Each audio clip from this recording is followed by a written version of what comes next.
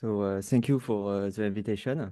So I work with Jean-Philippe Bernard and Annie Hughes, and I will present you our project, which is estimating the dust-eating interstellar radiation field in nearby galaxy using the PHANGS survey. So first, I will present you what is PHANGS. So PHANGS, it's physics at high angular resolution in nearby galaxies. And the PHANGS data characteristic are galaxy sample, so 19 galaxy accessible ALMA galaxies. They are nearby, they are face on, and they are a stellar mass between 9.5 in regular stellar mass and 11. And the star formation is occurring at the main sequence. So the data that we use is astrosat data in UV,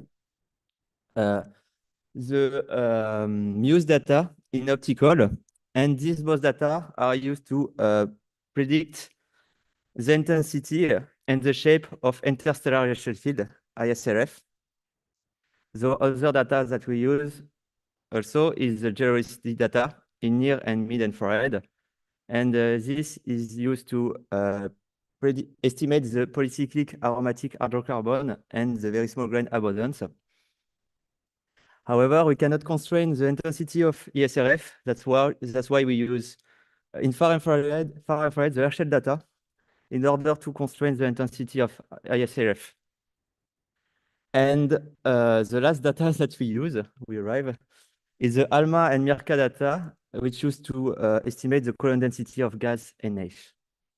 So why we want to characterize the ISRF in all pixels of the galaxy? It's partially unsure with these three images you see. So in the right image, sorry, this is the generosity data. We can probe the pH and VSG. In the center, you have the MUSE data, and in invisible, and in the left, sorry, you have the astrosat data. And you see that the angular resolution is pretty the same, which means that we are able to probe the dust emission in mid and near infrared at the same linear resolution as stellar emission. And to complete the answer is because the ESM phase and condition is changing across the galaxy. And that's why, for instance, if you have dust which are located in arm, which are close to a young stellar population, they will be heated differently than dust which are located outside harm in diffuse ESM, which they are close to a whole stellar population. And because we know that young stellar population produce a high RNF of ISRF, like this one, and the whole stellar population produce more an ISRF which look like this, a low RNS of ISRF. And you see, typically, between these two ISRF, you have in order of variation of 3 decades. So if you take this equation, so the absorption from dust is ISRF multiplied by the cross-section of dust. And if ISRF changing, the emission from dust grain will change. And also that means the estimation of dust abundance will change also. And it could be an order of maybe 2 decades. So in this presentation, we will try to answer this question. How do the predicted pH abundances compare to estimate derived assuming Matisse ISRF, so the ISRF computed in the Milky Way and estimate. So before to answer this question, sorry, I will introduce the chart overview.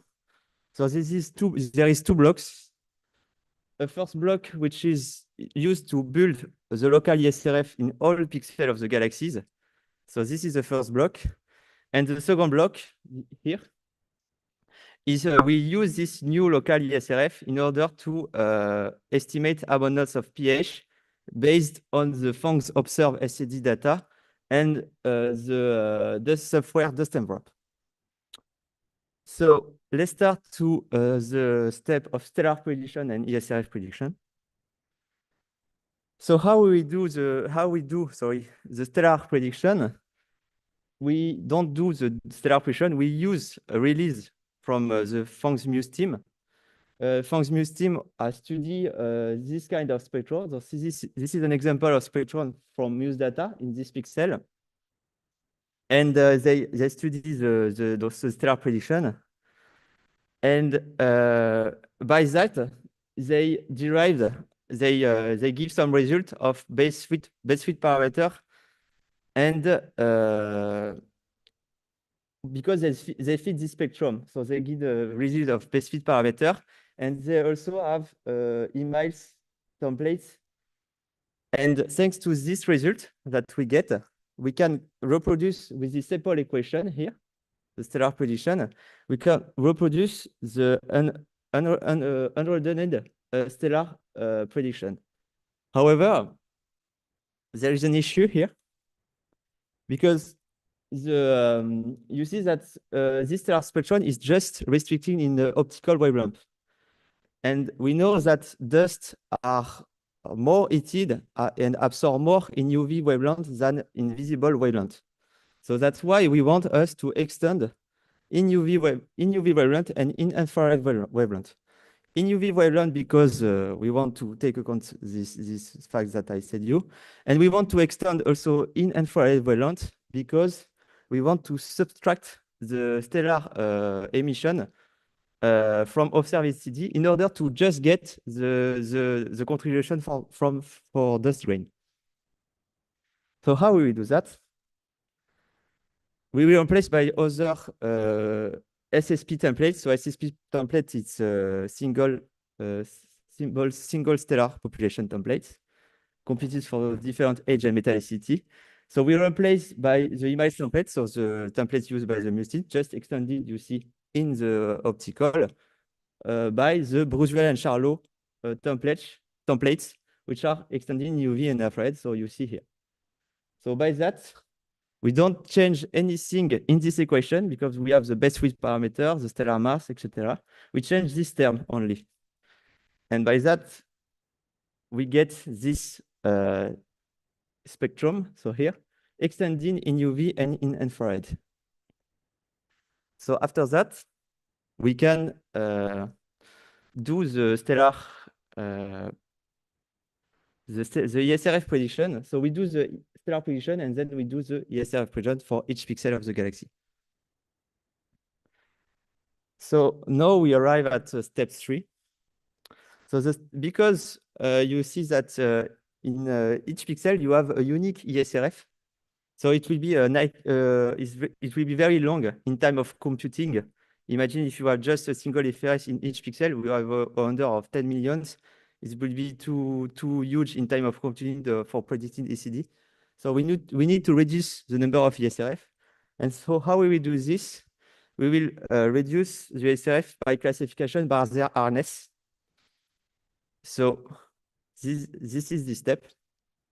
So the classification of hardness is simple. We do we estimate the slope between the amplitude at 0.15 micron divided by the amplitude at 1 micron. And this amplitude tells us how the hardness is in the galaxy.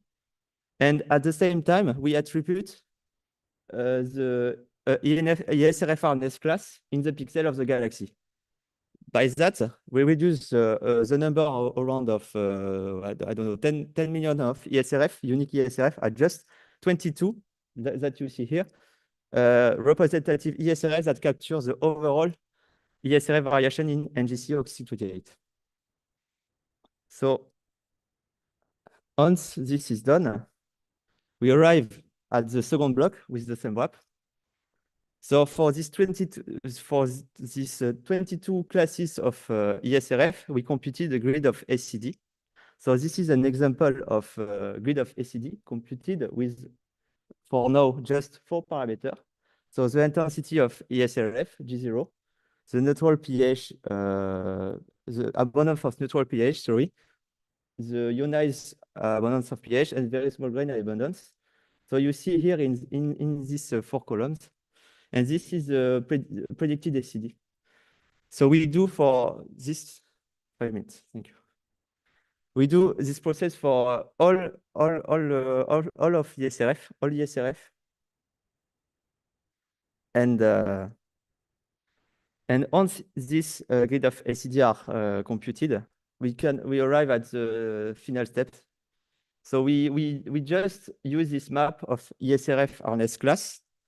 And for example, if you have observed ACD here, we call the computed grid of associated of ISRF, I don't know, 19, and we fit the observed ACD with the good grid of ACD, and by that we can predict the abundance of this. And we do step by step this process for all pixels of the galaxies. However, there is an important thing to take account. We need to, before to fitting the SED, we need to take account the stellar subtraction. So how we do that? We use unredeeming stellar prediction in emission here, and we apply an extension law, which is described in the Calzetti and al. Article. By that, we get the reddening stellar expression there. And then we subtract from the observed SED the reddening stellar emission. And at this result, we just get the dust-only SED. So we can fit the SED, we can predict the SED by that. And we predict the abundance, and etc. So this is the result that we get for now. So the first result with NGC28. So this is the map at the resolution of Herschel at 12 arc-seconds. So you see here, it's the NH map. This is the ionization fraction map, and this is abundance of neutral pHs. And you see at the right, at a better resolution, because it's at the resolution of JWST at 1 arc-second, the same parameter maps, so NH, the neutral, yes, the neutral pH, and the ionization fraction of pH. And you see in black the contour of NH. And in these results, we see that the abundance of neutral pH is lower where the colon density is high compared to high abundance of neutral pH where the colon density is low, which means that in a galaxy arm, you have less abundance of neutral pH than outside of the arm.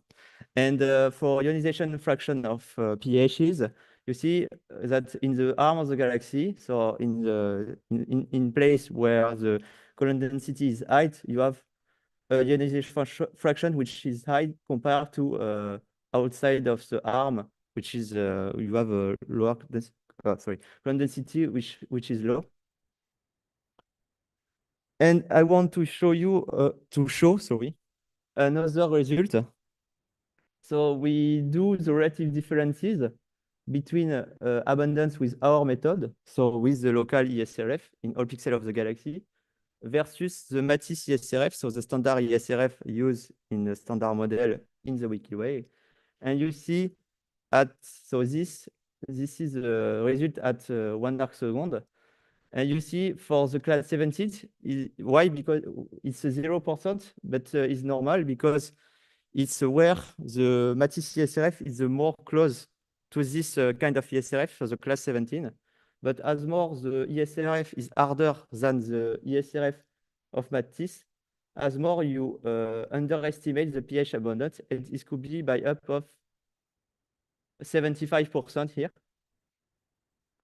And if you have ISRF softer, so for young stellar population, softer than the Matisse ISRF, you underestimate the pH abundance, and it could be by up of 50% here.